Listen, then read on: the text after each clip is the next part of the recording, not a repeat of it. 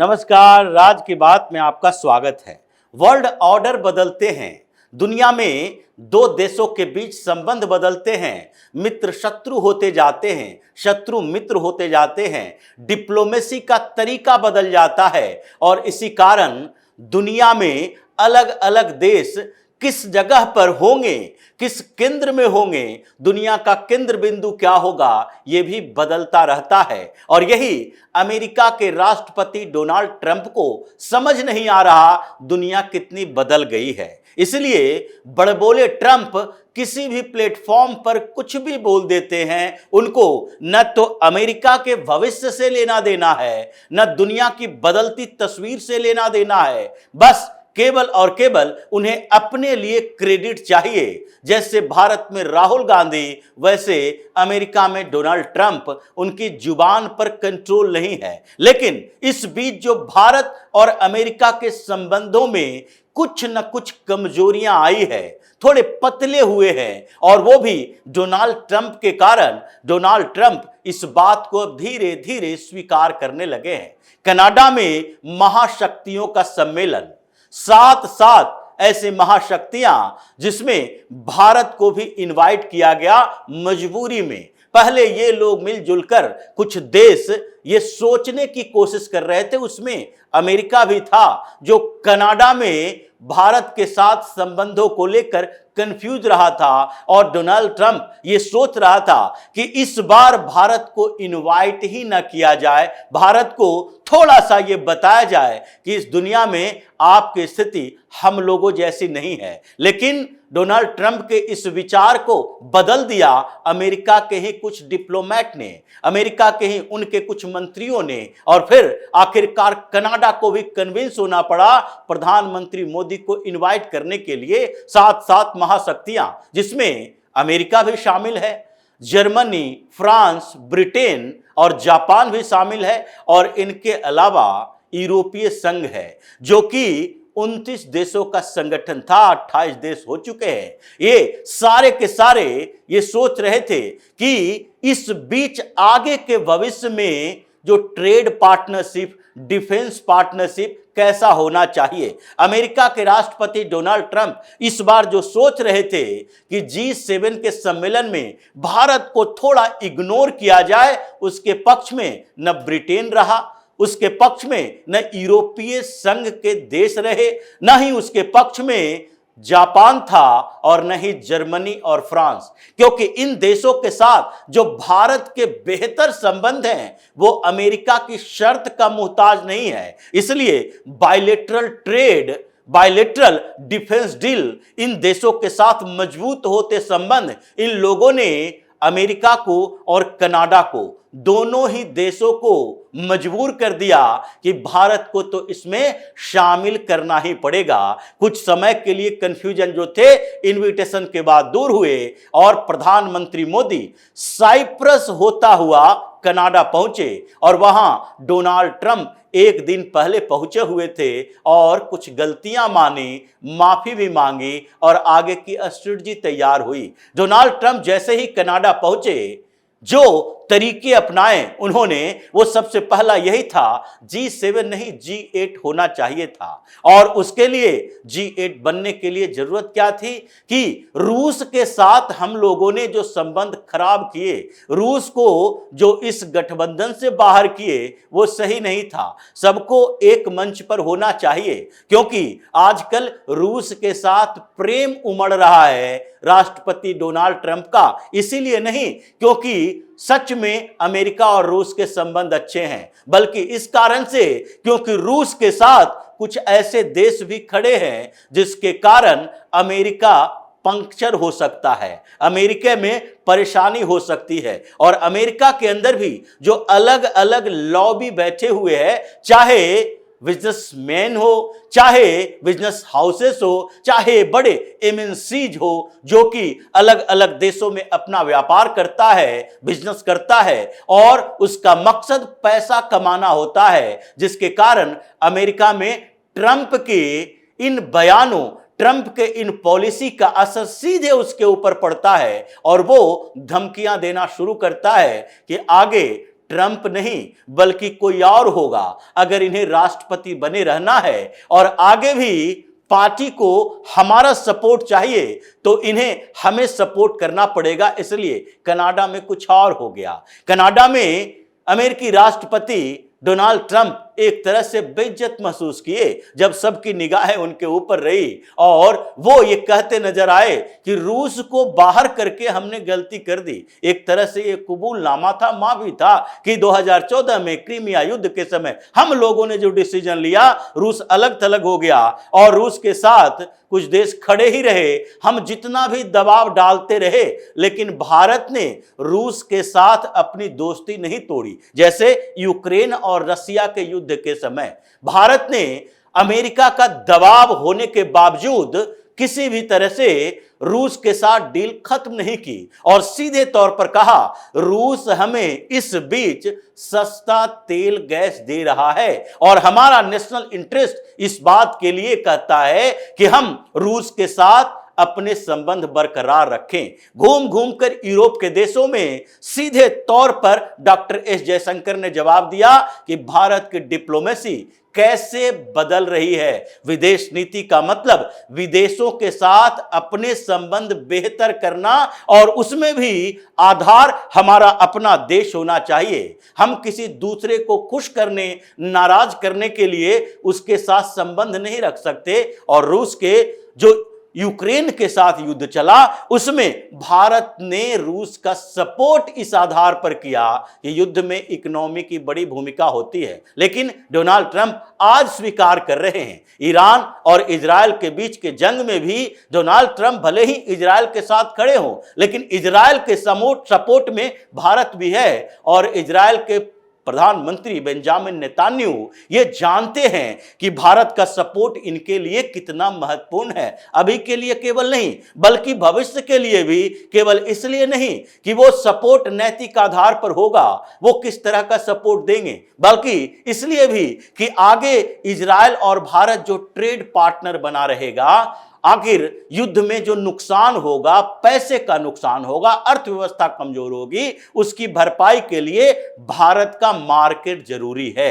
ये G7 देशों में कैसे अमेरिका और राष्ट्रपति ट्रंप की औकात पता चला, क्योंकि भारत और फ्रांस, भारत और जर्मनी, भारत और ब्रिटेन, ये भारत और जापान, ये अगर देखें सबके साथ अपने अपने संबंध, तो अमेरिका अलग थलग महसूस करेगा।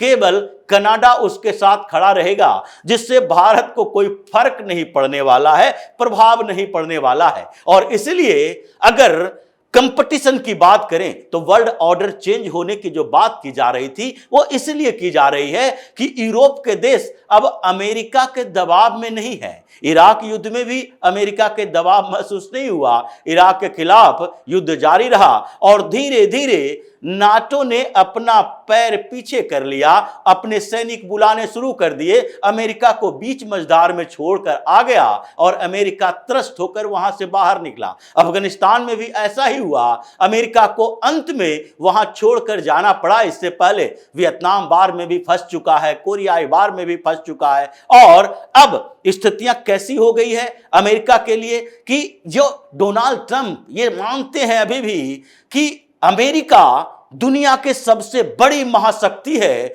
उस बात को स्वीकार वो यूरोपीय संघ के देश, यूरोप के देश नहीं करते। भले ही ईस्टर्न यूरोप में कुछ कंट्रोवर्सी है लेकिन वेस्टर्न यूरोप के देश अभी अपने आगे के आर्थिक पार्टनर, ये इकोनॉमिक पार्टनर ढूंढते हैं जिससे उसको फायदा हो। अब कोल्ड वार का समय नहीं है जिससे कि वेस्टर्न यूरोप के देश डरे रहेंगे इस बात के लिए कि रूस के साथ उसका मुकाबला हो सकता है। रूस भी ये समझ चुका है कि हम वेस्टर्न यूरोप की तरफ, फ्रांस की तरफ, जर्मनी की तरफ, ब्रिटेन की तरफ नहीं बढ़ सकते। वो भी पूर्वी यूरोप के देशों में जो यूएसएसआर का पार्ट था, हिस्सा था, उसके साथ ही अपने स्थिति मजबूत रखने की कोशिश करता है ताकि एक डिवाइड हो सके कि वेस्टर्न यूरोप के कंट्री जितने देश हैं वो ईस्टर्न यूरोप की तरफ ना बढ़े और सीधे टकराव रूस के साथ उनका ना हो। यूक्रेन वार की भी यही बड़ी वजह थी क्योंकि रीजनल कॉन्फ्लिक्ट रहा और यूक्रेन में अगर वो नाटो का हिस्सा हो जाता तो रूस के बॉर्डर पर नाटो पहुंच जाता, इसलिए रूस ने यूक्रेन के खिलाफ युद्ध छेड़ा है। लेकिन अमेरिका से अब इन लोगों की दोस्ती नहीं बल्कि कंपटीशन है। जैसे कि फ्रांस की बात करते हैं, भारत और फ्रांस के बीच इन दिनों संबंध इतने बेहतर हुए हैं कि दोनों के बीच ट्रेड पार्टनरशिप तो था ही, स्ट्रेटेजिक पार्टनरशिप, डिफेंस पार्टनरशिप भी बढ़ा। राफेल को देखिए, पहले भारत ने 36 राफेल फ्रांस से खरीदे, 2016-17 की बात है, और उस समय कंट्रोवर्सी भी हुई, लेकिन $8.8 बिलियन में 36 राफेल खरीदे गए। वो राफेल की खेप आ ही रही थी, दोनों देशों के बीच छोटे मोटे डिफेंस डील होते रहे और इस बीच 2025 में फिर से राफेल की डील हुई 26 राफेल एम मेराइन के लिए, और वो भी 26 राफेल खरीदने के लिए 64,000 करोड़ रुपया भारत ने दिया है फ्रांस को, और आगे भी ये डील बढ़ती रहेगी। अब फ्रांस कि जो ये राफेल की डील है उसका सबसे बड़ा कंपटीटर कौन है? अमेरिका, जो भारत पर दबाव बना रहा था कि F-16 ले लो, F-35 ले लो और राफेल को छोड़ दो। अब फ्रांस भारत के साथ खड़ा रहेगा या अमेरिका जो उसका कंपटीटर है हथियारों के बाजार में उसके साथ खड़ा रहेगा? भारत ने अमेरिका को दरकिनार कर दिया क्योंकि अमेरिका की ये पॉलिटिक्स रही थी। भारत और पाकिस्तान के संबंधों में एक और ज्यादा विवाद पैदा करके ये दोनों को हथियार बेचता रहा। F-16 तुम्हें बेच देंगे, F-18 उसे बेच देंगे, F-35 उसे बेच देंगे, और तुम्हारे ऊपर प्रेशर होगा कि हमें भी ये लेना चाहिए क्योंकि पाकिस्तान के पास F-16 है, हमें F-18 लेना चाहिए। लेकिन भारत ने पूरा डाइवर्ट कर दिया कि हम F-18 नहीं लेंगे, F-35 नहीं लेंगे, बल्कि हम सीधे राफेल लेंगे जो तुम्हारा कंपटीटर होगा। बेहतर सौदा रहा और आज ऑपरेशन सिंदूर में दिखाई पड़ गया कि अमेरिका का डिफेंस इंडस्ट्री और फ्रांस का डिफेंस इंडस्ट्री क्या है। दूसरी तरफ ये बायलैटरल ट्रेड की बात छोड़ दीजिए, डिफेंस डील की बात ही देखिए। जर्मनी के साथ हमने 2025 में एक और डील किया, सब मिराइन के लिए, पनडुब्बी के लिए $5.2 बिलियन का डील जो भारत में बनाएगा। मडगांव ये जो डॉक है वहां पर आकर ये जर्मनी बनाएगा। टेक्नोलॉजी का ट्रांसफर भी है और इसलिए लंबी डील है। इसके साथ कई छोटे मोटे डिफेंस डील और चल रहे हैं। ब्रिटेन के साथ देख लीजिए, हमने डिफेंस पार्टनरशिप डील की है और दोनों देशों के बीच फ्री ट्रेड एग्रीमेंट भी हुआ है। यूरोपीय संघ के साथ भी फ्री ट्रेड एग्रीमेंट की तैयारी चल रही है। यह भारत की नई स्ट्रेटजी है कि पूरा यूरोप के देश आज भारत की तरफ देख रहे हैं, अमेरिका की तरफ नहीं, कि नाटो से अमेरिका का दबाव जो बना रहता था उसकी अब जरूरत नहीं है। हमें आर्थिक आधार पर मजबूत होने की जरूरत है और इसीलिए वो भारत की तरफ, भारत के मार्केट की तरफ देखते हैं। उसी तरह अमेरिका में भी ट्रंप की बेइज्जती इसलिए हो रही है क्योंकि उसने टैरिफ खेलकर और दूसरी तरफ अमेरिका में ही इंडस्ट्री को केंद्रित करने की कोशिश करके एमएनसीज के मालिकों को, सारे बिजनेस हाउसेस को नाराज कर दिया। उसने कहा नहीं नहीं, आईफोन कभी भी भारत में मत बनाओ। चीन में बना रहे थे, उससे तकलीफ हुई, अब भारत में मत बनाओ, क्योंकि घोषणा की गई थी 2026 तक अमेरिका में जितने आईफोन बिकेंगे वो सारे भारत के बने हुए होंगे। यहां पर इंडस्ट्री लगाने की तैयारी भी चल रही है। वहां के एमएनसीज यहां के कॉल सेंटर से संचालित होते हैं। हम मैन पावर भी देते हैं, टेक्नोक्रेट्स भी देते हैं, इसलिए वहां सरवाइव कर पाता है। अगर अमेरिकन टेक्नोक्रेट्स के हवाले वो अपनी कंपनी छोड़ देगा, बर्बाद हो जाएगा। जो स्थितियां हैं, कॉस्ट कटिंग भी नहीं हो पाएगी, वहां पर हंगामा खड़ा हो जाएगा। इसलिए ट्रंप की जो बेइज्जती कनाडा में हुई है वो यूके की तरफ से, जर्मनी की तरफ से, फ्रांस की तरफ से और यूरोपीय संघ जिसका कृषि अगले साल साइप्रस के पास जाने वाली है और साइप्रस ने जब प्रधानमंत्री मोदी वहां पहुंचे तो अपना सर्वोच्च नागरिक सम्मान समर्पित किया प्रधानमंत्री मोदी को, क्योंकि उसे तुर्की से खतरा, तुर्की से भारत के साथ संबंध खराब और दोनों के बीच यानी साइप्रस और हिंदुस्तान भारत के बीच एक बेहतर संबंध डेवलप हुए, डिफेंस डील भी हुए हैं। इसलिए समस्याएं ट्रंप की है, मोदी की नहीं है। और दोनों के बीच कनाडा में टक्कर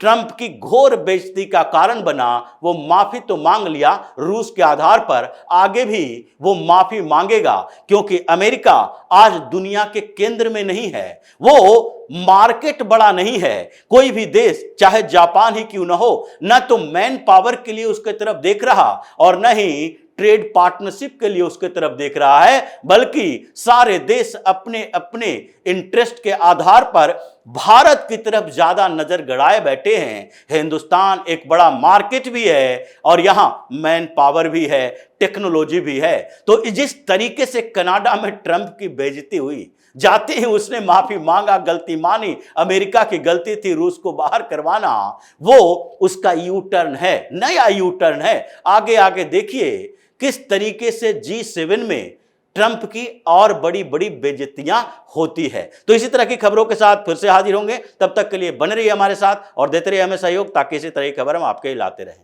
धन्यवाद।